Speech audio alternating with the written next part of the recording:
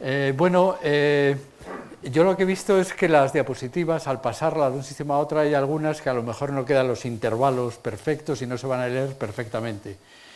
Eso pido disculpas, pero yo para eso estoy aquí, para explicarlo de todas maneras. Y por otra parte también, 2 o 3 están en inglés, creo que no van a ningún problema porque además no hace falta leerlas, yo ya las explico directamente. Bien, el lema de esta casa, de la Real Academia de Ciencias, es observación y cálculo. Y siempre se dice que se conoce un proceso cuando después de un análisis profundo, observación, se puede calcular lo que va a suceder, se puede profetizar. En la física siempre se busca, y hay gente que sabe mucho más que yo, una fórmula matemática que explique el proceso. En la química se dice que se conoce verdaderamente un compuesto cuando se sintetiza. Y en biología lo que vamos a ver es cuando se puede modificar comportamientos a diferentes niveles, es cuando uno dice que, bueno, puede manejar la biología. Hay diferentes niveles de observación. E históricamente, hasta el siglo XX, se ha ido pasando de saber cómo funciona un organismo entero, cómo funciona un órgano, un tejido, lo que hemos visto antes de Rembrandt, que hacía el hombre la disección, la lección de anatomía. Después se ha bajado al nivel celular, cómo funciona una célula, y finalmente la máxima importancia que se tuvo en el siglo XX fue conocer todo a nivel de biología molecular. Pues bien, cuando ha empezado el siglo, y una vez que se tienen ya todas las piezas, lo que se intenta ahora es justamente al revés.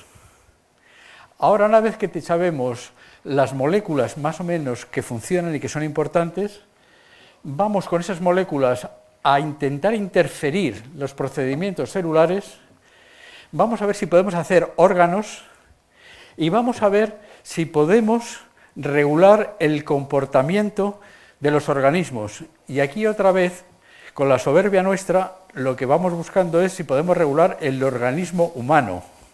Pero para eso necesitamos antes tener otro tipo de modelos. Esa es un poco la teoría a lo que se va. Y yo voy a ir contando cositas, detalles, porque claro, en 40 o 45 minutos uno no tiene tiempo para meterse en todo esto, pero luego al final de la discusión podemos discutir aquellos detalles que si yo los sé, pues los contesto. De las moléculas, y esta es la única cosa en donde es un poco repaso, esa es la única diapositiva en la que quiero que me lo aprendan, porque cuando uno habla de un ácido nucleico, dice es como una cuerda. No, un ácido nucleico es un ácido nucleico y una cuerda es una cuerda. Y yo quiero que me aprendan lo que es un ácido nucleico y no lo que es una cuerda. Pues bien, las moléculas biológicas que consideramos más importantes son, primero, el DNA, es decir, el DNA es en donde está la información que se transmite de un organismo a otro, la información que nos transmiten nuestros padres y que nosotros transmitimos a nuestros hijos. Pues bien, ese DNA, que está hecho de unos compuestos químicos que se llaman las bases, y hay 4 bases, el dogma de la biología molecular dice que ese DNA, y yo siempre le llamo DNA, y luego siempre hay alguien que se me levanta y dice, se dice ADN, y yo ya sé que se dice ADN a lo mejor en castellano, pero prefiero decirlo a lo mejor como sea más anglosajón, porque yo también cuando hablo de la CIA, no hablo de la A y C, porque nadie me entiende, o cuando hablo del FBI, pues no hablo tampoco del IBF, porque los conceptos americanos, pues yo los respeto, porque nos lo han enseñado y así nos entendemos. Y si hubiera, ojalá que hubieran sido conceptos españoles, que eso es lo que a mí me interesa, y que ellos lo hablaran siguiendo lo que hemos dicho. Pero ya que es así, yo generalmente digo DNA. Pero vamos, disculpas a el que me diga que se dice DNA. ADN, perdón. Bueno, pues el DNA, que está formado por 4 bases, el dogma dice que este va a formar, se va a leer una secuencia, y esa secuencia se va a transformar en la secuencia de otro componente molecular que se llama el RNA, que también está hecho de bases similares. Y eso va a dar lugar a lo que conocemos, después de traducirse esa información, en lo que conocemos como proteínas que están formadas por aminoácidos. Esto espero que sea lo más complicado que les diga hoy, pero ya supongo que ya se lo saben todos. Generalmente a la región de DNA que hace RNA y hace proteína y se expresa, eso se llama gen. Porque hay zonas del DNA que no van a dar lugar a proteínas. Pues bien, el conjunto de todos los genes, de todo aquello que se hace proteína, se llama genoma. Al resto se le venía llamando muy malamente DNA basura. Ya podemos a lo mejor luego comentar en qué consiste este DNA basura, pero malamente. Sin embargo, actualmente se llama genoma a todo el DNA, se traduzca en proteínas o no se traduzca en proteínas. Pues bien,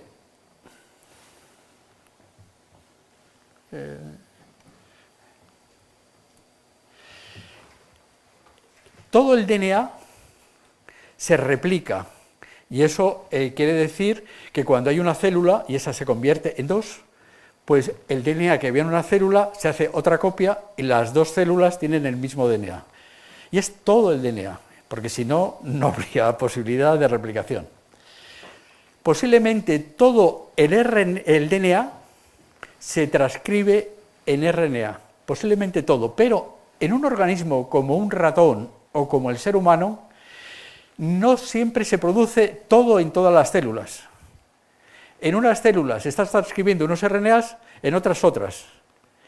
Y eso se debe al hecho de que hay al lado del sitio donde va a empezar la transcripción unas zonas que se llaman los promotores, que dependiendo que funcionen o no funcionen, va a haber transcripción o no. Esto es importante porque en esto va a ser mucho de lo que voy a comentar después. Y esos promotores se activan o no dependiendo de unas proteínas que se llaman factores de transcripción, que es esto. Bien, después, esos RNAs que se han hecho, unos se hacen proteínas, se leen en proteínas y otros no. Solamente una pequeñísima parte se lee en proteína. Y no de todo el RNA. Las zonas de RNA que se van a leer en proteína, se van a traducir, se llaman exones. El resto se llaman intrones. Y cuando al final se tiene la proteína es un conjunto de exones. Bien, todo esto lo quiero decir porque los seres vivos, plantas, moscas, gusanos, ratones, humanos, etcétera, todos estamos formados por los mismos materiales, los mismos ácidos nucleicos, con los mismos compuestos químicos que componen los ácidos nucleicos, con las mismas proteínas que tienen los mismos aminoácidos. Todos estamos hechos de lo mismo, de tal manera que se pueden hacer y se hacen organismos quimeras. No voy a hablar ahora ni de centauros ni de sirenas, pero sí voy a hablar de que, por ejemplo, se puede expresar una proteína humana en una rata o en un ratón. Y esto generalmente no se hace por el hecho de hacerlo, sino que si nosotros estamos expresando una proteína mutada humana, que sabemos que es el origen de una enfermedad, le pasamos al ratón esa enfermedad. Y entonces ese ratón le podemos utilizar como prueba para ver si le podemos curar con una serie de fármacos. Es lo que se decían los conejillos de Indias, pero ahora son ratones del este. O sea, nosotros podemos reproducir enfermedades en ratones con genes humanos, siempre y cuando juguemos con los promotores y activemos los promotores que van a expresar las proteínas deficientes o mutadas en el ratón y en el sitio además que queremos que se exprese en el ratón. Si queremos mirar una enfermedad hepática, pues lo vamos a expresar en el hígado. Si queremos una enfermedad de cerebro, pues lo vamos a expresar en el cerebro. Por otra parte, ¿por qué podemos utilizar modelos animales? Pues porque el genoma humano es prácticamente igual al del chimpancé. El 99% del DNA es exactamente igual y tenemos los mismos genes. Debo decir que ese 1% diferente es muy diferente. Y si alguien lo quiere preguntar, yo digo por qué, pues es muy diferente y es muy importante. Que sea poco no quiere decir que sea importante. Y luego, por otra parte, pues con el ratón tenemos una homología del casi del 90%. De esa manera, pues nos sirven, porque son muy parecidos, estos modelos para estudiar una serie de cosas que nos interesan en humanos. Ya no les voy a decir más de moléculas, que era lo más complicado que tenía que decir. Ahora me paso a las células. Todo el mundo sabe que cuando una célula germinal masculina se une a una célula germinal femenina, se tiene lo que se llama el huevo o el cigoto. Esa célula va a dividirse muchísimas veces para al final tener billones de células. Es decir, sabemos que de esa célula en el ser humano van a salir 10 a la 13 o 10 a la 14, muchos billones de células, dependiendo si son 10 a la 13 que somos más pequeños, si son 10 a la 14 que somos más grandes, pero vamos, ese es el intervalo. Y luego esas células empieza primero a partir de una sola, esa se divide en dos iguales, esa en 4 que son iguales, y a partir de que ya sean 8, ya es totalmente diferente. ¿Qué se entiende que son diferentes? Pues que la transcripción es diferente, se hacen RNAs diferentes en unas y en otras, se hacen proteínas diferentes y se empieza lo que se llama el proceso de diferenciación. En ese proceso de diferenciación se van a ir formando estructuras, como por ejemplo lo que conocemos como ectodermo, mesodermo y endodermo, que van a dar lugar a diferentes tejidos, que van a estar más o menos relacionados. Y para no hacerlo largo, al final vamos a tener, pues, por ejemplo, un ratón. El dogma de la biología celular era un poco de que esta dirección es única y no era reversible. Solamente podíamos ir en esta dirección. Sin embargo, en el año 2006, un japonés cogió aquí, Yamanaka, cogió de aquí un fibroblasto, o cogía células de la sangre, y de esas células hizo otra vez células embrionarias, yendo para atrás. Ese proceso ha sido, 6 años más tarde le dieron el premio Nobel, solamente por hacer esa tontería. Pero vamos, este hombre lo que hizo es que se puede volver en este sentido, y el modo que lo hizo es que si aquí, en la célula del fibroblasto, hay unos promotores activos que se están transcribiendo unos RNAs y se están produciendo unas proteínas, pues vamos a cambiar esa activación de esos promotores por la activación de los promotores que estaban funcionando aquí. Vamos a ponerles los factores de transcripción y todo el procedimiento para hacer las proteínas y los RNAs de aquí, y cuando lo hizo le salió, y simplemente cambiando lo que era la transcripción y la posterior traducción, tenía esto. Esto actualmente ya no se hace en la vuelta, y aquí otra vez se espera para ver si se tienen neuronas, fibroblastos, hepatocitos, etcétera, sino directamente ya se reprograma. Y esto se hace en España también, esto es tener que estar contentos de que se hace. De tal manera que nosotros podemos hacer de fibroblastos neuronas en cultivos de células. Pero no solamente esto que es en cultivo, sino ya lo podemos hacer in vivo, en el ratón. Si nosotros, por ejemplo, en el cerebro, en donde hay diferentes tipos de células, unas se llaman glías y unas se llaman neuronas, y otras se llaman de otra manera, si queremos pasar de células que sean glías a células que sean neuronas, lo que hacemos es infectar con un virus que infecte pero que no se propague, en el cerebro, y le ponemos los factores de transcripción que van a funcionar o que van a actuar, que van a activar los promotores de las neuronas. Y se infectan a las células de glía, y eso podemos hacer porque hay una cosa también viral, que son los tropismos, en donde se puede, digamos, infectar una célula u otra célula, pues al final podemos convertir las células de glía en neuronas. Esto es un poco lo que quería comentar a nivel celular. Y me voy a ir ahora a la historia de los órganos y los tejidos. Ya hemos visto que se pueden reprogramar células, y ahora la historia es, ¿se puede hacer órganos? ¿Se pueden desarrollar órganos? Pues todo el mundo ya conoce la informática y sabe que es muy importante y que todo el mundo está con su ordenador y tal. Bueno, pues hubo algunos biólogos que se interaccionaron con unos informáticos y hicieron lo que se llama las bioimpresoras. No solamente hay bioimpresoras, sino hay gente que hace pistolas y cosas de estas utilizando este tipo de sistemas. O sea, que tampoco a veces son buenas. Hay cosas que son buenas y otras veces hay cosas que son peligrosas.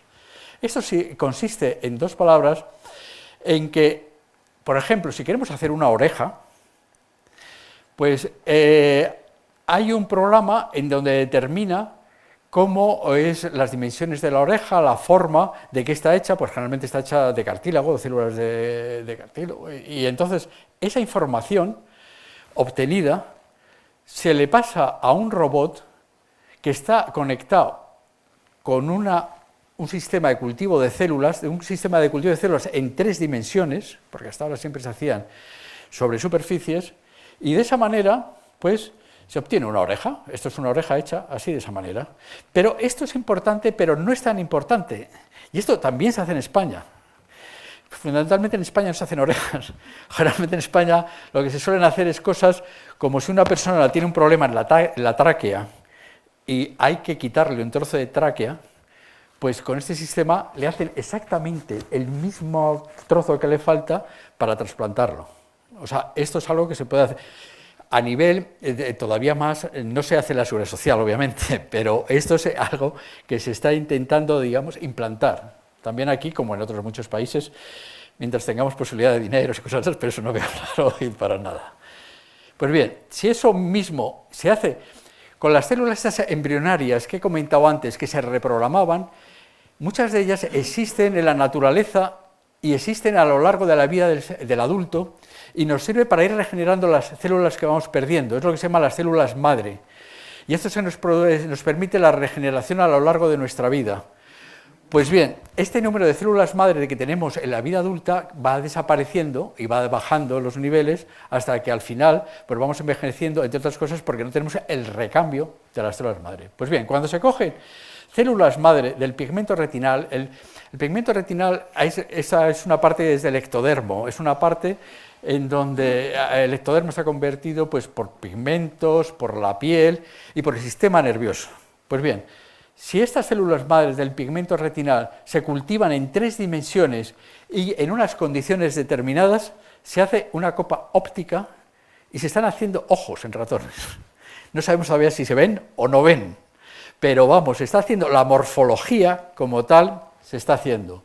Y que es casi más importante que cuando, en vez de coger el pigmento retinal, cogemos células del neuroectodermo, que es también estas que en un momento dado piensan y vamos a hacernos piel o vamos a hacernos neuronas.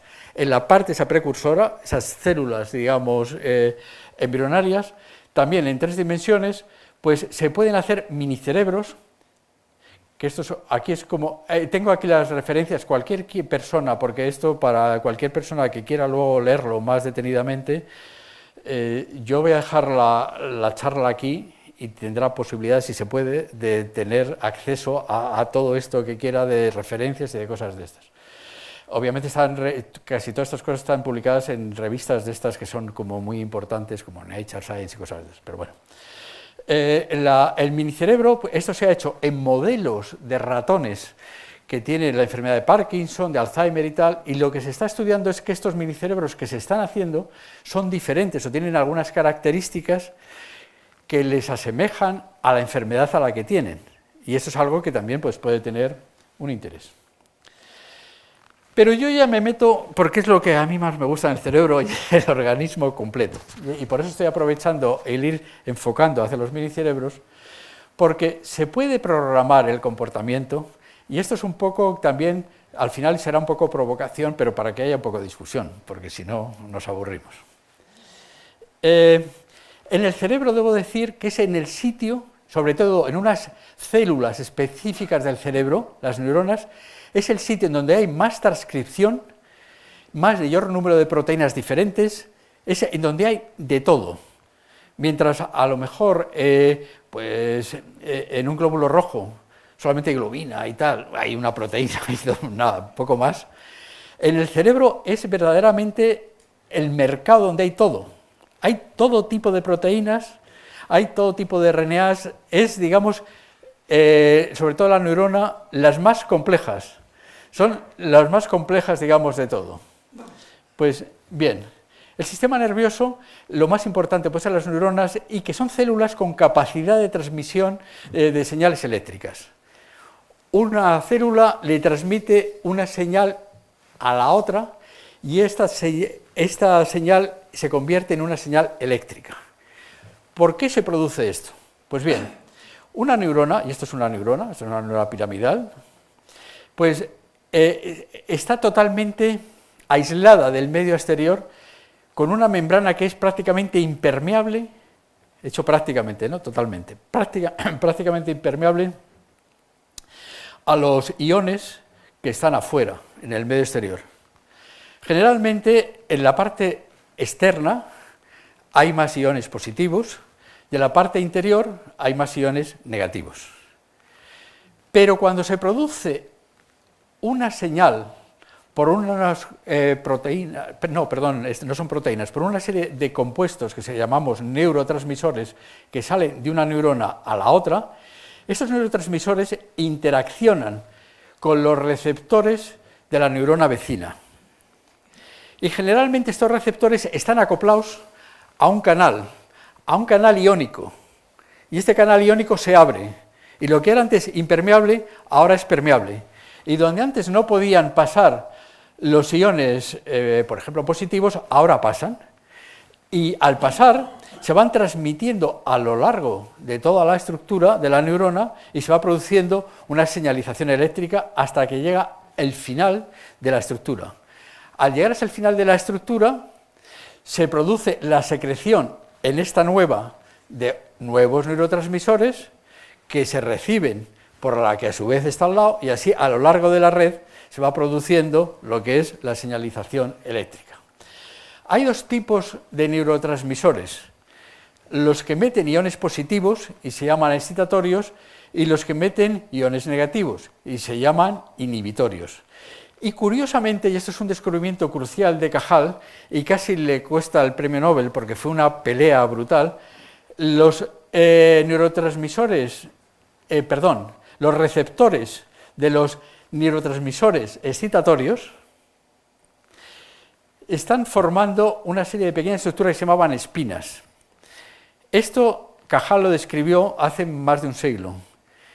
Y entonces había otro señor que se llamaba Golgi, que era con el que compartió que decía que eso era un artefacto y que eso era porque el otro era nada, no sabía hacer las esas. Afortunadamente, el tiempo descubrió que el tiempo dio la razón a Cajal, y no solamente eso, sino que es que estas espinas son importantísimas porque en ellas se basan cosas como la memoria, el entendimiento y la base de la transmisión sináptica excitatoria, que es absolutamente fundamental.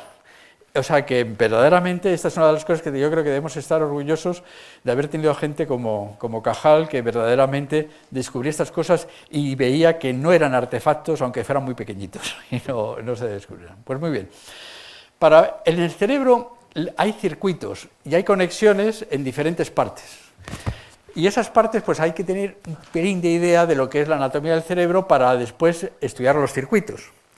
La parte central, lo que es el centro se llama tálamo, y alrededor de ellos está lo que se llama el sistema límbico. Pero lo que verdaderamente es más importante, o de las cosas que es más importante, es la corteza. La corteza es, si nosotros miramos, evidentemente esto es el cerebro humano, pero es mucho mayor que el cerebro de un ratón, no está en escala. Aquí les he puesto igual tamaño, pero no son iguales. Pero cualquiera me diría que hay una diferencia grande entre esto, la estructura, y esto. Esto está liso y esto está arrugado.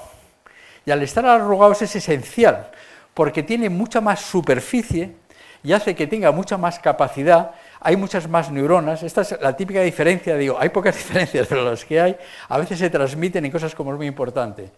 Y entonces esto hace que verdaderamente la capacidad de funcionamiento del cerebro humano está muy por encima del ratón y también del chimpancé y de los otros.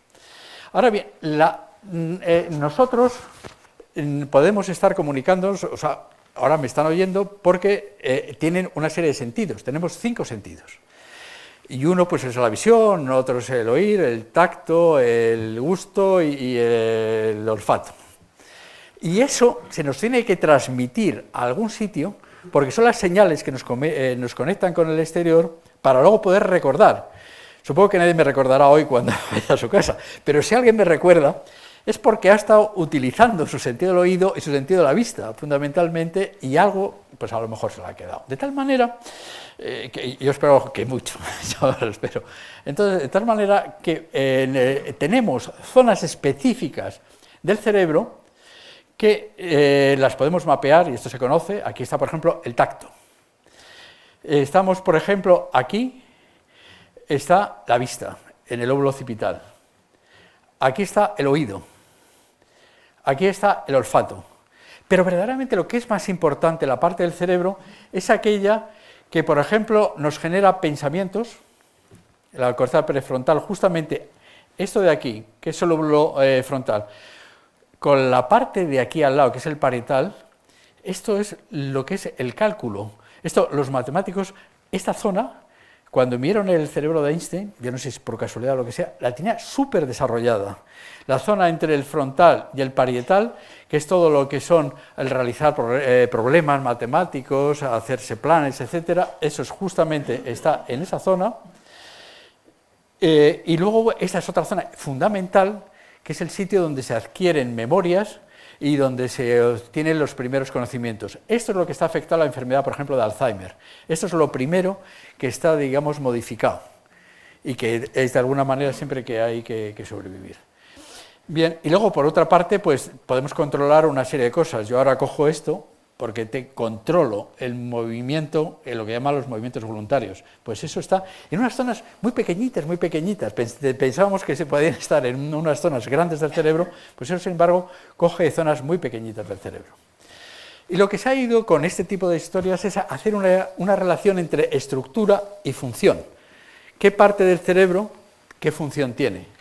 Y, pues por ejemplo, en el siglo pasado se hacían unas terribles operaciones, que desgraciadamente todavía en algunos casos se hacen hoy, que era que cuando había un problema, pues por ejemplo una epilepsia que se llamaban temporales, no porque fueran un martes o un miércoles, sino porque eran en el lóbulo temporal, lo que se hacían era quitarles el lóbulo temporal al paciente. Y entonces había un señor que se llamaba el paciente HM, que era tan grande, que le quitaron las dos zonas temporales. La consecuencia que le sucedió a este señor es que se acordaba de todo lo que le había pasado antes de la operación, de cuando iba con sus padres y con los amigos, y esto, de una persona de 30 y tantos años. Cuando de eso, pero no se acordó ya nunca más de cualquier cosa que le pasaba después de la operación. De esta manera tan terrible es como se mapeó el sitio de adquisición de memoria, de lo que se llama memoria episódica, en un ser humano. Ahora, por eso preferimos los ratones para hacer este tipo de experimentos, porque estos son modos de hacer las cosas. Bien. Es en el hipocampo, este es el hipocampo de un ser humano, esto es de un chimpancé y esto es de un ratón. Hay una parte que es común, que se llama la parte CEA, porque esto viene de cuerpos de Amón. El cornus de Amón es el cuerno de un carnero, y ya se sabe que el dios Amón era un carnero, tenía cabeza de carnero. Bien, y luego hay una zona que aquí que es muy importante, que se llama el giro dentado. Pues bien, en el giro dentado es el sitio donde se producen justamente las nuevas memorias, porque hay una neurogénesis adulta, las neuronas se pueden ir haciendo a lo largo de nuestra vida, y esta también es una gran diferencia entre el humano y el ratón. El humano, aunque tenga 100 años, si está en buenas condiciones, puede seguir haciendo nuevas neuronas y puede tenerse haciendo nuevas memorias. Mientras el ratón, con la edad va perdiendo, y al final el ratón viejo no recuerda, pero no porque sea normal, sino porque es lo normal en el ratón. O sea, eso es otra cosa ventajosa que tiene el ser humano sobre el ratón. Algún día lo comentaré por qué se sabe esto, pero eso tiene la culpa las bombas atómicas y cosas de estas, porque es el único modo que se puede estudiar la neurogénesis en el ser humano, por el ambiente radiactivo que había. Pero algún día eso ya lo comentaremos. Pues bien, lo que es importante es que en la zona del giro dentado, que es esto, se produce, hay primero células precursoras neoneuronas que pueden, por señales, que también podemos discutir las señales, ir haciéndose nuevas neuronas, y estas nuevas neuronas conectan con las redes que ya están establecidas, quitando las antiguas y poniéndose ellas nuevas para engarzarse. Pues bien, esto es la base de tener nuevas ideas, nuevas memorias, y esto, hay un señor en California que se llama Gates, que también pronto le darán esas cosas, que es el que por lo menos nos enseña a los demás de cómo ir haciendo este tipo de conocimientos, de cómo estas neuronas nuevas están implicadas en estos aspectos de memoria. Y ahora esto ya me voy a meter un poco más al detalle experimental para que vean un poco cómo se va viendo esto. En esto, las células precursoras proliferan en células, muchas más células, antes de diferenciarse a neuronas. Pues bien, estas células proliferantes se pueden utilizar por su tropismo y se pueden ser infectadas ellas y solo ellas, no el resto del proceso, mediante un virus que solamente, insisto, las infecte a ellas y que ese virus esté expresando algo que se puede identificar muy fácilmente. En este caso lo que se hace es una proteína verde fluorescente.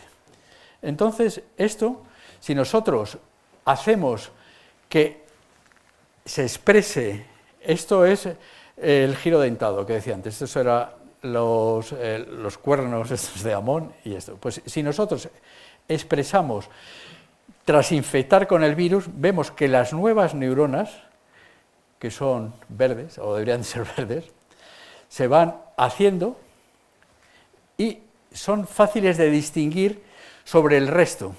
Entonces nos quitamos todo el fondo, todo lo que hay de más, y solamente vamos a ver a lo nuevo que se ha hecho. Esto lo podemos ver, por ejemplo, con un ratón, pero si nosotros, en vez de utilizar un ratón control, vamos a mirar qué pasa en un ratón en el cual estamos poniendo los síntomas de la enfermedad de Alzheimer, un ratón que tiene Alzheimer, entre comillas, pues vemos que la forma es diferente. Las otras tienen una forma como de Y, esta es de V, y estos detallitos de aquí, estos son las espinas de Cajal. Pues también el número de espinas es mucho menor y como consecuencia de tener menos espinas, tiene menos sinapsis y tiene menor conocimiento. Este es un ratón, entre comillas, tonto. Entonces, la otra pregunta es, ¿podemos hacer ratones listos? Ya que los podemos hacer ratones tontos, ¿podemos hacer listos?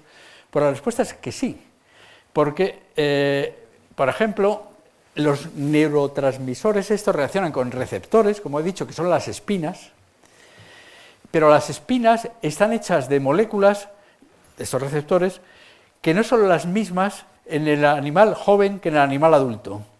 Los animales jóvenes tienen unas moléculas, estos receptores, que les permite tener un mejor aprendizaje, más fácil aprendizaje. Esto es un poco como explica la gente que de pequeño se aprende mucho más que de mayor.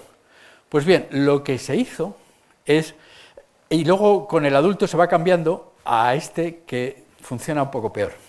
Pues lo que se hizo en el ratón es mantener el receptor súper eficiente a lo largo de toda la vida, para ver qué pasaba y si era más listo. Y si era más listo. Era más listo, hacía mejor en los test, se apareaba mejor con todas las ratonas, iba todo, vamos, cuando se le filmaba, era un auténtico el rey de la jungla. Pero, este es un problema, y yo no sé si esto es bueno saberlo, pero según se iba haciendo mayor, se iba aburriendo, se iba deprimiendo, ya pasaba de todo, y al final se quedaba en un ladito, en la jaula, porque ya no le interesaba nada. O sea, es la desventaja de ser demasiado listo, yo creo que es, porque ya pasa de todo. Entonces, eso nos hizo, en algunos casos, o se ha seguido habiendo, cuál es el problema de la depresión, que es otro problema del comportamiento. Y entonces, curiosamente, la parte donde está el giro dentado, que es aquí, en la zona del hipocampo, interacciona y tiene una conectividad con otra parte que se llama la amígdala, que también está implicada en problemas emocionales, de depresiones, etc. Y lo que se hizo fue romper esta conexión. Y cuando a un ratón se le rompe esta conexión, si al ratón normal se le pone en un problema, que es echarle, por ejemplo, en este vaso de agua, empieza a nadar y tal, intenta salir como sea. Pero si se le pone a este, que se le ha roto esta conexión, intenta 2 o 3 veces nadar y después se deprime, y si se ahoga, se ahoga. Le da igual, hay que sacarlo, o sea, del este. Entonces, de esta manera es como se van estudiando diferentes comportamientos y como, intento decir, vamos cambiando los diferentes comportamientos en los ratones. Pero ya también se hace in vivo, y esto es algo que también se está intentando hacer ya aquí. Insisto, mientras tengamos dinero, lo podremos hacer, ¿no? Pero otra cosa es hacerle en el momento determinado activar una neurona u otra a voluntad. Y esto se hace en que por la visión nosotros podemos convertir un fotón en una señal eléctrica. El fotón es el que abre el canal. La señal, el fotón, tiene una interacción con un canal iónico y esto hace que se produzca la señal eléctrica que he dicho antes. Y esto es una serie de proteínas que se llaman las opsinas, que son unas proteínas G, que están, bueno, acopladas a receptores. Pues bien, lo que se le hace es, también por ingeniería genética, hacer que el ratón exprese esas opsinas en diferentes partes del cerebro. Y después se le engancha con un cable una fuente de luz que a voluntad se le estimula unas neuronas u otras. Las consecuencias es que sabiendo la neurona que se va a estimular, sabemos el comportamiento que vamos a obtener del ratón. Pues por ejemplo le podemos hacer que esté comiendo compulsivamente sin parar o que no coma nada o cosas de esas. O sea, se le puede ir cambiando el comportamiento. Entonces, esto es una cosa que es esencial para el conocimiento. Ahora me voy a meter ya pequeñísimo poco de tiempo en el cerebro humano, porque, bueno, todo esto, nuestro egoísmo ¿y del humano qué? Bueno, pues el del humano, esto es una cosa que antes estaba comentando con el presidente, que están haciendo en diferentes zonas, y esto ya son los físicos y la gente, los matemáticos, la gente ya que sabe, con lo cual yo ya sé menos, pero oigo y ya lo cuento. En el año 36, un señor que se llamaba Coirel hizo un experimento que yo creo que a nadie le interesaba y que es la típica, que hay ganas de perder el tiempo. Es lo que diría la gente. El experimento de este señor consistió en que él cogió la hemoglobina, que es muy abundante en la sangre, como todo el mundo sabe, y vio que tiene a veces asociada una mayor o menor cantidad de oxígeno. Y que cuando tiene muy poco oxígeno, esa hemoglobina sin oxígeno se atrae hacia un campo magnético y que cuando tiene mucho oxígeno es repelida a un campo magnético. Pues eso dicen, bueno, ¿y qué? O sea, porque todo esto es, pues eso ha sido crucial y ha sido fundamental, porque luego se ha empezado a relacionar que cuando hay una mayor circulación sanguínea en el cerebro, quiere decir que el cerebro está más activo. Y si la circulación es más específica en determinadas áreas, quiere decir que esas áreas son las que están funcionando. Y la que está mayor circulando tiene menos oxígeno asociado. Esa diferencia es fundamental para hacer lo que luego se conoce como la resonancia magnética funcional, que lo que mira es, basando en estas propiedades magnéticas de la hemoglobina con oxígeno y sin oxígeno, ver si hay zonas activadas o más funcionales que otras. Esto se puede hacer en reposo o se puede hacer después de dar un impulso de lo que sea. Se le puede producir un poco de dolor y entonces se ve que el cerebro lo recibe, y sobre todo en la zona del tálamo. En esa parte de ahí se ve que eso se activa. O justamente se puede hacer algo contrario, se puede hacer algo que le dé un cierto placer y tal. Pues, por ejemplo, a mí me gustó, yo esta palabra no la sabía, que viene del alemán, algunas personas ustedes a lo mejor lo saben y tal. Yo me tuve que ir al diccionario y tuve que ir el ese, y entre los placeres pone el regodeo malicioso, es lo que pone, o sea, que se pone como regodeo, o sea, digo, ¿qué palabras tienen esta gente? Tal, y eso lo indica como un placer, o sea, que yo me quedé totalmente asombrado. Pero bueno, hasta esos detalles es lo que se han visto a nivel de lo que se activa o lo que no se activa. Y eso también se ha empezado a relacionar. Y esto yo ya lo digo como provocación y debo decir que yo ya lo que voy a contar después ya no lo creo mucho, porque me faltan unidades y me faltan cosas. Pero esto ha pasado ya al otro caso, a otro campo, que es el de la psicología. Y empiezan ya pues, a ver para comportamientos. Más que decir eso es que no lo entiendo muchas veces, porque en esto de la ciencia siempre uno juega con unidades y siempre juega con algo que se pueda contar. Y yo muchas veces cuando no puedo contar me pierdo y entonces pues me cuesta más entenderlo. Pues bien, se vio, y esto es otro ejemplo, cosas curiosas, que la reacción del dolor propio es similar al dolor ajeno, pero que a uno le da cosa y la empatía e intenta ponerse en su lugar. Y aunque sea el de otro, esto quiere decir que todavía hay cierta solidaridad en el género humano y cierta generosidad, porque es como si nos estuviera pasando en algunas veces a nosotros mismos. Estas son cosas, digamos, positivas. Pero luego, por otra parte, lo que se ha visto es que en situaciones de reposo, en donde se pueden ver circuitos, porque es el problema de conectividad, que es lo que está a la misma vez asociado o funcional, y viendo los diferentes puntos en el cerebro que están a la vez activados por la resonancia magnética, se puede decir que a lo mejor hay una cierta conectividad entre ellos. Y de esa manera lo que sí se ha visto es que eso está de acuerdo con circuitos de neurotransmisores, como puede ser la dopamina, la serotonina y tal. Y los estudios estos, que ya lo digo para acabar, que se están haciendo, es que hay gente que intenta relacionar el que los sentimientos, por ejemplo, políticos de una persona pueden estar relacionados con sus niveles de dopamina o de serotonina o lo que sea.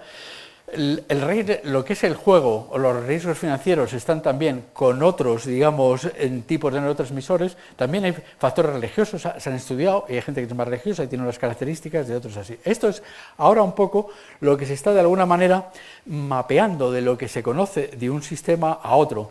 Eso es lo que yo digo, que de momento yo creo que todavía faltan muchos datos para hacer este tipo de cosas una buena correlación, y está todavía en una cosa que yo no sé si sería muy fiable o no, pero es algo que se está haciendo.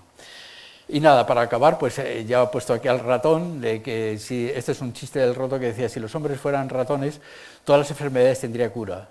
Pues esperemos que pronto nos parezcamos más a los ratones en este sentido. Muchísimas gracias.